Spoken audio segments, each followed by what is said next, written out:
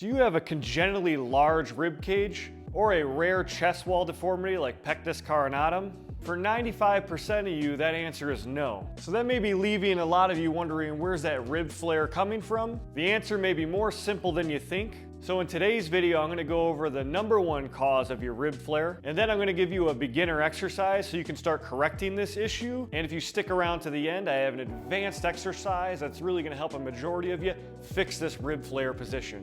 So the main issue most of you are having when it comes to this rib flare is a weak core. Let me explain. So when I say weak core, that boils down to two things. First is position, and the second is controlling that position. So if you have excessive rib flare, you're likely in this camp right here. And we call this an open scissor position, where our rib cage is flared out, our pelvis is dumped forward, and we have this excessive lordotic curvature in the spine. And what we want to be is in a nice stacked position where we have rib cage and pelvis in line with one another. And to start going from open scissor to a stacked position, we need to train the awareness of our spine and our rib cage and pelvic positioning. Then we need to train the control of this positioning, and that's where core strength comes into play. So let me show you how to start training this.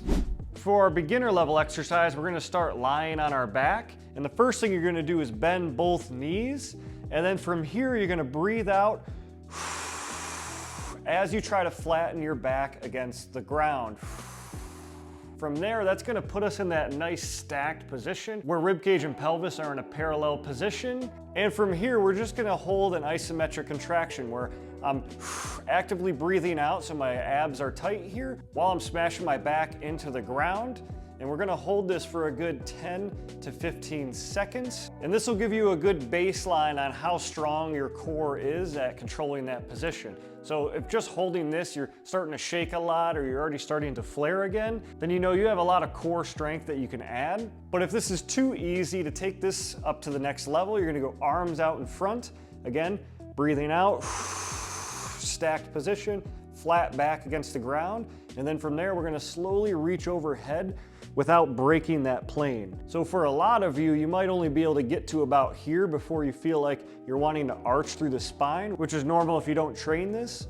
But what you'd wanna do is rep out a good 10 to 15 of these, trying to get further and further to the ground without flaring. Now this is super basic, which is why I'm gonna show you the advanced strategy next. But if you struggle with just trying to maintain that position lying on your back like this is something you'd want to do daily for a good 3 sets of 10 to 15 until you feel like it's natural and you're starting to control that position better. But many of you, this will be too easy, so let me show you that advanced strategy now. So for the advanced strategy, all we need is a wall here, and we're going to get into the same exact position as the beginner exercise where we breathe out, flatten that back, get a good stacked position.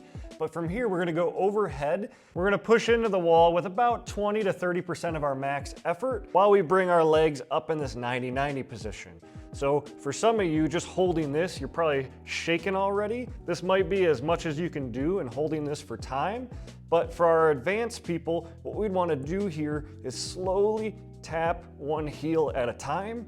And you might even tell I'm starting to pant and shake a little bit. This seems super easy, but it's very easy to compensate and flare through the ribs and use that spine for support instead of using that core strength and stability. So for this strategy, you're gonna do a good 8 to 12 reps here because it's more advanced. Turtle wins the race with this move. So you'd wanna do as slow and controlled movement as possible so you can really bake this core stability and control into place.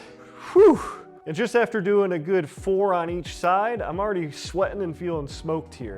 Now there'll be a few of you sickos that this is too easy for, so how to take it to the next level is find that stacked position, push into the wall overhead, come up, and then you would do the same exact movement but with straight legs here. So straight leg, tap that heel, bring it back, and then simply repeat while holding that good spinal positioning, staying stacked. And you'll be surprised at how good you feel afterwards training that spinal positioning and holding it with that core stability. So if you want to go from that open scissor rib flare position to this nice evenly stacked rib cage and pelvis positioning, then these two moves are what you need to start heading in the right direction. And if these two moves were very challenging, then your core strength and stability might be a bigger issue than you thought. If you want to test how strong your core is, check out this 4-minute assessment I have to see how much your core is your weakest link in your body.